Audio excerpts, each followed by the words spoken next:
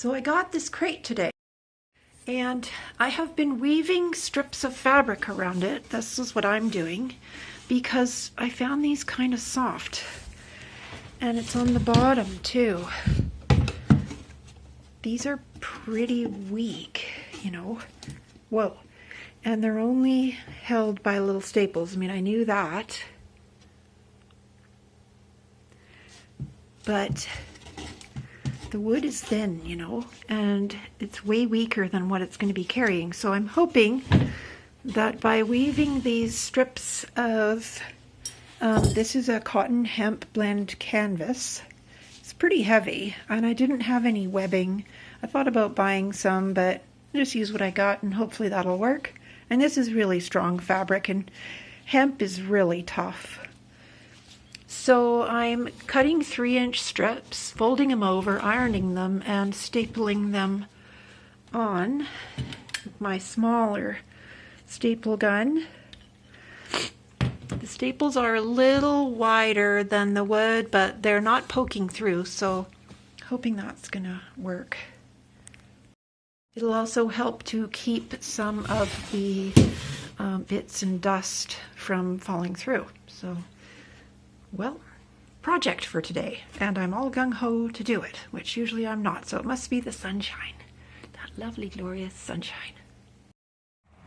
I got a cord of wood, and I've chopped some of it already. It was $250, which I think is a great price, and very friendly and professionally delivered.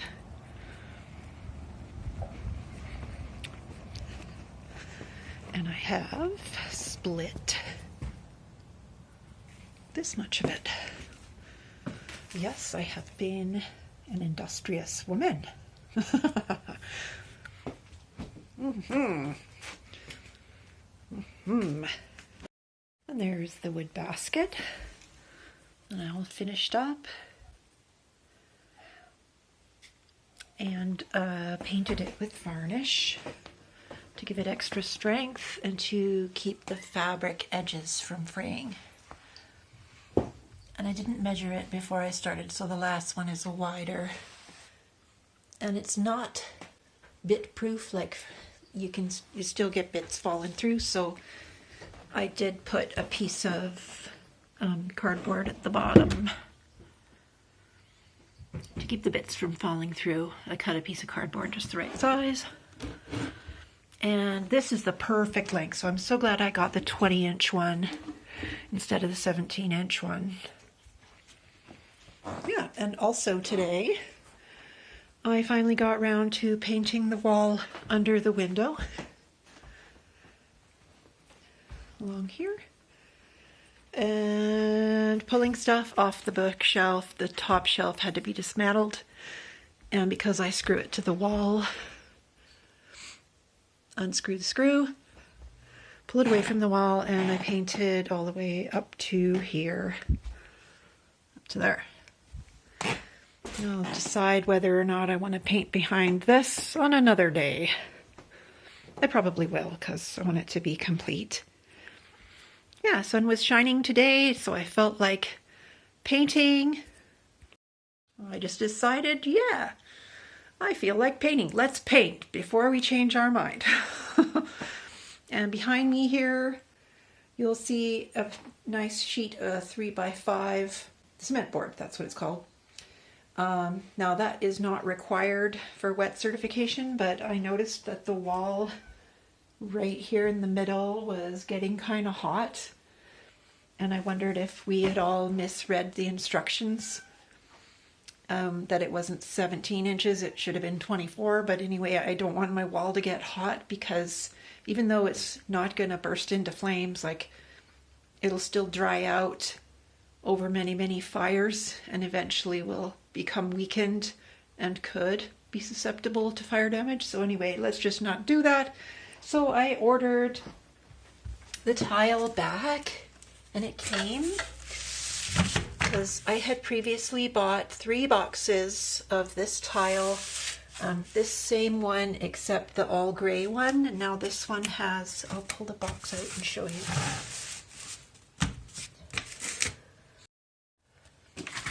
There we are. So this one is called Noce.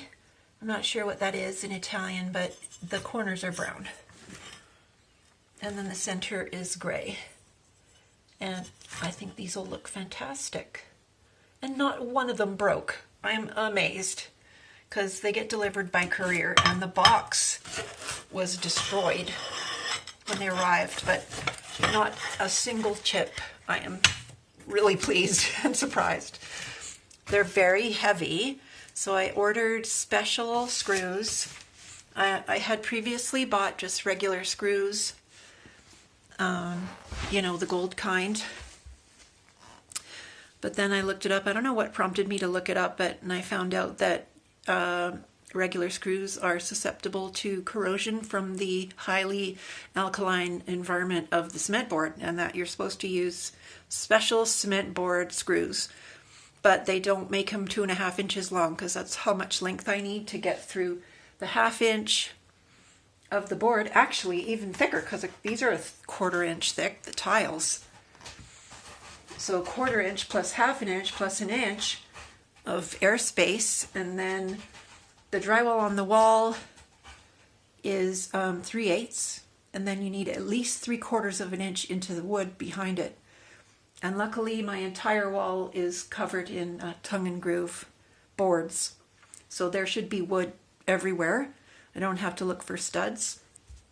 And I got some little copper couplings to use as the spacers, and I got some little silicone pads, like really thin, to put on between the copper and the wall to protect the wallpaper.